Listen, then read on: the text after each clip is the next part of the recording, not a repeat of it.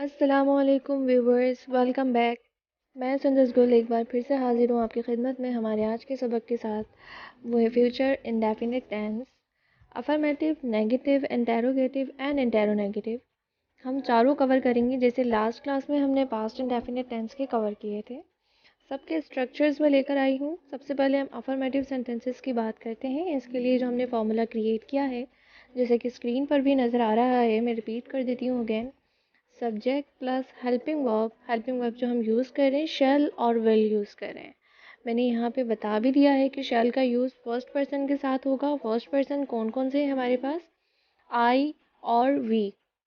आई singular होता है और वी प्लूरल होता है, बट दोनों के साथ हम हेल्पिंग वर्ब शैल का ही इस्तेमाल कर रहे होते हैं। उसके बाद first form of verb plus object. फिर हम सेकंड पर्सन की बात करते हैं। सेकंड पर्सन हमारे पास एक ही होता है, जो सिंगुलर भी है प्लूरल भी है। मैं हर क्लास में बार बार रिपीट सिर्फ इसलिए कर रही होती हूँ कि अगर किसी की कोई क्लास मिस हो गई है और वो फर्स्ट टाइम ये वीडियो देख रहा हो तो उसकी अंडरस्टैंडिंग क्लियर होनी चाहिए कि हेल्पिंग वर्ब और सब्जेक्टिव प्रोनाउंस और मैं इन सब चीज़ों की क्या बात कर रही होती हूँ। उम्मीद करती हूँ कि आप लोगों को मेरी वीडियोस पसंद आ रही होंगी और मेरे पढ़ाने का तरीका भी पसंद आ रहा होगा। प्लीज़ अपने दोस्तों के साथ शेयर कीजिए, मेरी वीडियो को लाइक कीजिए और सब्सक्राइब कीजिए। चलिए हम इसी के साथ आगे बढ़ते हैं। मैंने फर्स्ट सेंटेंस हमारा बनाया है फर्स्ट पर्सन सब्जेक्टिव प्रोनाउन के साथ, I shall eat food and we shall eat food. Second person subjective pronoun की अगर हम बात करेंगे तो यू के साथ भी मैंने एक सेंटेंस बनाया है, यू विल ईट फूड। तो आपने जहन में रखना है कि शैल और विल का इस्तेमाल हमने किस तरह से करना है। इसी के साथ हम आगे बढ़ते हैं। हमारे थर्ड पर्सन के अंदर हम किस तरह शैल और विल का इस्तेमाल कर रहे हैं। थर्ड पर्सन को अगर हम देखेंगे तो ऑब्वियसली मैं पहले ही बता चुकी हूँ कि हम सिर्फ फर्स्ट पर्सन के साथ शैल का इस्तेमाल कर रहे हैं। बाकी जितने भी हमारे सेंटेंसेस हैं, जितने भी हमारे सब्जेक्टिव प्रोनाउंस या नाउंस रह जाती हैं, उनके साथ हम विल का इस्तेमाल करेंगे। वैसे अगर देखा जाए तो शैल का यूज़ बहुत कम हो गया है। ग्रामेटिकली हमें शैल का यूज़ करना पड़ता है, अदरवाइज़ जो है सब विल का ही इस्तेमाल कर रहे होते हैं या शॉर्ट फॉर्म यूज़ कर रहे होते हैं आई एल करके। अगर आपने देखा हो आई और एपॉस्ट्रोफी कोमा के साथ हम 2 एल लगा देते हैं तो वो एल बन जाता है। तो हम यहाँ देख लेते हैं। सबसे पहला सेंटेंस है he will eat food, second है she will go to school, third है it will eat grass, fourth है they will drink juice, fifth है Salim will boil eggs and last one Sana and Sadiya will join English language classes. I hope कि आपको समझ में आया होगा। चलिए इसी के साथ आगे बढ़ते हैं। हमारे पास है future indefinite tense negative sentences. इसका फॉर्मूला आपकी स्क्रीन पर मौजूद है, फिर भी रिपीट कर देती हूँ। Subject plus helping verb, same helping verb use कर रहे हैं क्योंकि हम फ्यूचर इंडेफिनिट टेंस की बात कर रहे हैं। शैल will plus not plus first form of verb plus object. आपने ये बात याद रखनी है, जितने भी नेगेटिव सेंटेंसेस हम बनाएंगे, चाहे वो किसी भी टेंस से रिलेटेड हो, हेल्पिंग वर्ब के फ़ौरन बाद नॉट आ जाता है जब भी हम नेगेटिव सेंटेंसेस बना रहे होते हैं। ठीक है, हम शैल और विल का इस्तेमाल कर रहे हैं। फॉर एग्जांपल यहाँ पर मैंने लिखा हुआ है कि शैल का इस्तेमाल फर्स्ट पर्सन्स के साथ होगा और विल का इस्तेमाल सेकंड पर्सन और थर्ड पर्सन्स के साथ होगा। ये मैंने स्टार्ट में भी बताया था और इस स्क्रीन पर भी मैं आपको बता रही हूँ। इसी के साथ हम सेंटेंसेस देख लेते हैं। हमारा फर्स्ट पर्सन हमारे पास 2 होते हैं। मैंने एक ही एग्जाम्पल लिखी है, यहाँ पर आप देख सकते हैं। आई शैल ईट फूड, ये सिंपल हमारा फ्यूचर इंडेफिनिट टेंस का अफर्मेटिव सेंटेंस हो गया, जो हमने पीछे भी बनाया था स्क्रीन पर। अब जब हम इसको कन्वर्ट करेंगे नेगेटिव में तो ये कुछ इस तरह से हो जाएगा, आई शैल नॉट ईट फूड। अगर आप देखेंगे तो मैंने सेंटेंस के नीचे डिस्क्राइब किया है कि फॉर्मूले के अकॉर्डिंग सबसे पहले हमारे पास सब्जेक्ट आ गया, उसके बाद हेल्पिंग वर्ब आ गया। जैसे कि helping verb first person subjective pronoun के साथ हमने हेल्पिंग वर्ब शैल ही यूज़ करना था, तो मैंने यहाँ शैल लिखा है। उसके बाद एडजेक्टिव नॉट आ गया फॉर्मूले के अकॉर्डिंग। उसके बाद वर्ब की फर्स्ट फॉर्म आ गई ईट।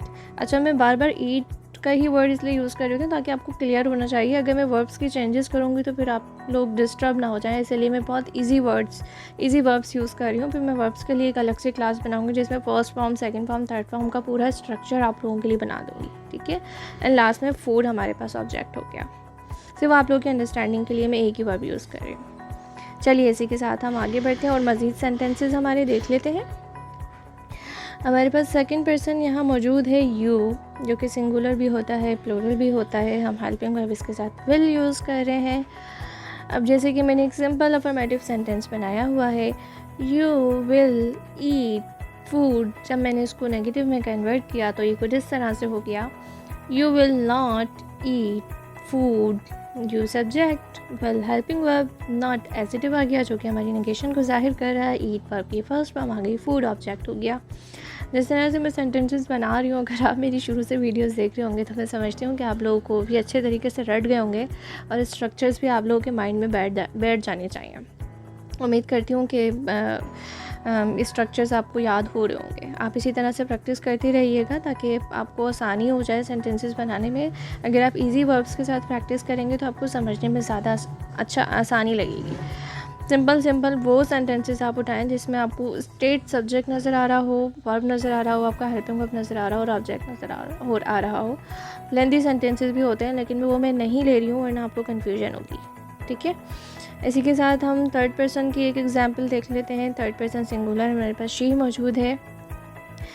She will eat food. जब मैंने इसको कन्वर्ट किया, she will not eat food, will यानी कि हेल्पिंग वर्ब की फ़ौरन बाद नॉट लगा दिया और कोई चेंजेस नहीं की मैंने नेगेटिव बनाते हुए। इसी तरह से थर्ड पर्सन प्लूरल का भी एक सेंटेंस देख लेते हैं। यहाँ मौजूद है, दे विल ईट फूड। जब मैंने इसको कन्वर्ट किया तो हेल्पिंग वर्ब की फ़ौरन बाद नॉट लगा दिया, they will not eat food. अगर हम इसको विल को अगर साउंड में लेना चाहें, लाइक मैंने कहा कि अब आजकल हम ज्वाइन करके पढ़ते हैं तो हम इसको दिल नॉट ईट फूड इस तरह से पढ़ सकते हैं। शी विल को भी हम शिल not eat food, you will not को भी you will not eat food. इसके लिए भी एक अलग से क्लास बनाएंगे। ठीक है, चलिए आगे बढ़ते हैं।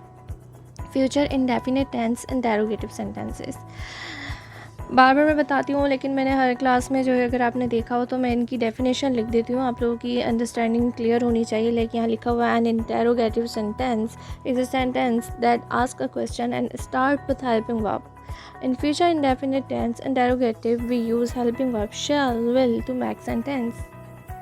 शैल फर्स्ट पर्सन के साथ यूज़ हो रहा है, विल सेकंड पर्सन और थर्ड पर्सन के साथ यूज़ हो रहा है। इंटेरोगेटिव के अंदर कोई इतनी ज़्यादा चेंजेस नहीं होते। सिंपल हम हेल्पिंग वर्ब स्टार्ट में ले जाते हैं, हेल्पिंग वर्ब के बाद हमारा सब्जेक्ट आ जाता है, वर्ब की फर्स्ट फॉर्म आ जाती है, देन ऑब्जेक्ट और ऑब्जेक्ट के बाद हमारे पास लास्ट में क्वेश्चन मार्क आ जाता है। जैसे कि हमारे पास यहाँ एग्जाम्पल भी लिखी हुई है। चलिए पहले एग्जाम्पल देख लेते हैं फर्स्ट पर्सन के साथ। हमारे पास एक सेंटेंस लिखा हुआ है, आई शैल ईट फूड। अगर मैं इसको शॉर्ट करके पढ़ूँगी, आई विल ईट फूड। मैंने जब इस सेंटेंस को इंटेरोगेटिव में कन्वर्ट किया तो ये कुछ इस तरह से हो गया, शैल आई ईट फूड। शैल हमारे पास helping verb, I subjective pronoun first person था इसलिए हेल्पिंग वर्ब शैल यूज़ किया, ईट वर्ब की फर्स्ट फॉर्म आ गई, फूड हमारे पास ऑब्जेक्ट आ गया और लास्ट में क्वेश्चन मार्क नीचे लिखा हुआ भी है ताकि आप लोगों को समझ में आए कि हमारा सेंटेंस फॉर्मूले के साथ मैच कर रहा है या नहीं। अगर आपको वीडियो पसंद आई है तो प्लीज़ लाइक करना नहीं भूलिएगा और मेरे चैनल को सब्सक्राइब कीजिए और मज़ीद अपने दोस्तों के साथ शेयर कीजिए। इसी के साथ आगे बढ़ते हैं।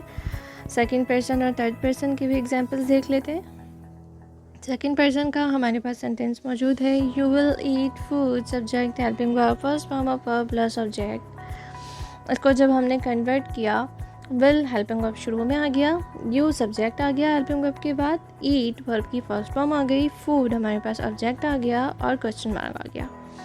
अब लोग सोचते होंगे कि मैं इतने सारे सेंटेंसेस बनाती हूँ और उन्हीं को ही मैं कन्वर्ट कर देती हूँ, फिर जो है बार बार उन सेंटेंसेस को रिवाइज़ कर रही होती हूँ, बार बार आप लोगों को बता रही होती हूँ कि सब्जेक्ट ऐसे हो गया, हालांकि स्क्रीन पे सब मौजूद है। लेकिन मैं बस ये चाहती हूँ कि बार बार जब चीज़ें रिपीट होती है ना तो फिर बहुत अच्छे तरीके से याद हो जाती हैं, आप लोगों के माइंड में बैठेंगी जब आप इन चीज़ों को देखोगे। और मैं चाहती हूँ कि आप लोग इस वीडियो को देखने के बाद प्रैक्टिस करें।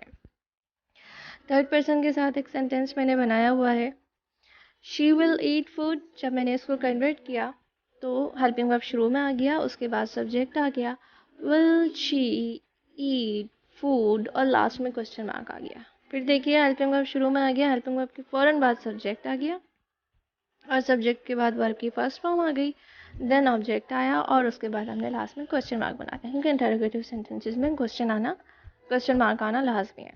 अगर आप एग्जाम्स में क्वेश्चन मार्क नहीं डालेंगे इंटरोगेटिव सेंटेंसेस में तो आपके मार्क्स कट जाएंगे। तो इंटरोगेटिव क्वेश्चन में क्वेश्चन मार्क्स बनाना ज़रूरी होता है। दे विल ईट फूड, इसको कन्वर्ट किया हमने, विल शुरू में ले लिया, दे सब्जेक्टिव प्रोनाउन था, इसको हमने विल के बाद लिया, विल दे ईट फूड, और लास्ट में क्वेश्चन मार्क आ गया। ईट वर्ब की फर्स्ट फॉर्म है, फूड हमारे पास ऑब्जेक्ट है और क्वेश्चन मार्क है। ठीक है, चलिए इसी के साथ हम आगे बढ़ते हैं। फ्यूचर इंडेफिनिट टेंस इंटेरोनेगेटिव सेंटेंसेस को देख लेते हैं।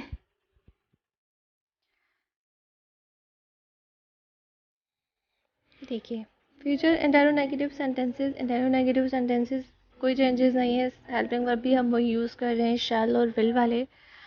बस हम ये वो वाले सेंटेंसेस होते हैं जो क्वेश्चन मार्क वाले भी होते हैं और जिसमें हम नहीं भी कर रहे होते हैं। मैं पहले भी एग्जांपल दे चुकी हूँ, दोबारा से रिपीट कर देती हूँ। ऐसे जुमले जिसमें हम हाँ और नहीं दोनों कर रहे होते हैं एक साथ। फॉर एग्जांपल कि मैंने खाना खाया कि नहीं खाया। यहाँ पर एक सेंटेंस लिखा है आई शैल ईट फूड, मैं खाना खा लूँगी। लेकिन जब मैंने इसको कन्वर्ट किया, shall I not eat food, according to our formula shall first person subjective pronoun के साथ शैल आना था, आई हमारा सब्जेक्टिव प्रोनाउन आ गया, नॉट आ गया, वर्ब की फर्स्ट फॉर्म आ गई, उसके बाद फूड ऑब्जेक्ट आ गया, देन लास्ट में क्वेश्चन मार्क आ गया। शैल आई नॉट ईट फूड, क्या मैं खाना नहीं खाऊंगी? सही है। ऐसे ही एक एग्जांपल और देख लेते हैं, मैंने यहाँ लिखी नहीं है बट वैसे ही देख लेते हैं। मैं एक सेंटेंस बनाती हूँ कि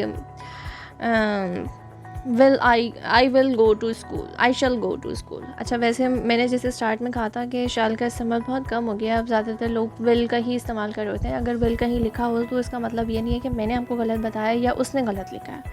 बहुत सारे लोग शैल का इस्तेमाल नहीं करते, शैल का इस्तेमाल ख़त्म हो गया है, लेकिन ग्रामेटिकली हमें ये पता होना चाहिए कि हमें शैल का यूज़ कहाँ करना चाहिए। ठीक है, सो अगर मैं एक सेंटेंस बनाती हूँ आई शैल गो टू स्कूल, और मैं इसको जब हमारे इंटेरोनेगेटिव के हिसाब से कन्वर्ट करूँगी तो ये कुछ इस तरह से हो जाएगा, शैल I not go to school, और लास्ट में क्वेश्चन मार्क, क्या मैं आज स्कूल नहीं जाऊँगी? आई होप कि समझ में आ रहा होगा कि किस तरह से हम सेंटेंसेस बना रहे होते हैं। चलिए कुछ और एग्जांपल्स देख लेते हैं सेकंड पर्सन और थर्ड पर्सन के साथ। अगर आपको मेरी वीडियो पसंद आई है तो प्लीज़ लाइक करना नहीं भूलिएगा, मेरे चैनल को सब्सक्राइब कीजिए, मुझे सपोर्ट कीजिए ताकि मैं और मज़ीद आपके लिए वीडियोज़ बना सकूँ। आगे देखते हैं सेकंड पर्सन और थर्ड पर्सन में हमने सेंटेंसेस किस तरह से बनाए हैं।